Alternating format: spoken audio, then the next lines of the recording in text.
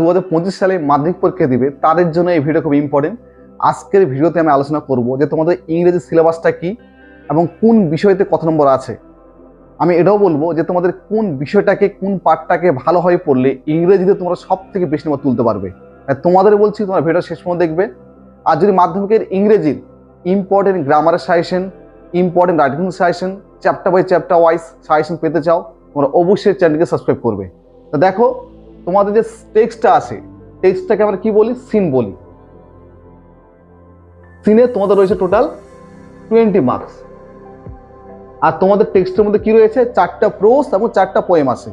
এবার যে প্রোজটা, যে পোয়েমটা 2024-এ এসে গেছে সেটাকে ভালো করে পড়ার দরকার নাই। তোমাদের মাত্র 3টা প্রোজ এবং 3টা পোয়েম যদি পড়ো তোমরা এখানে 20 মার্কস পেয়ে যাবে। এবার 20 মার্কসের নাম্বার প্যাটার্নটা কি? দেখো, তোমাদের প্রোজ থেকে থাকবে 12 মার্কস, 12 নাম্বার।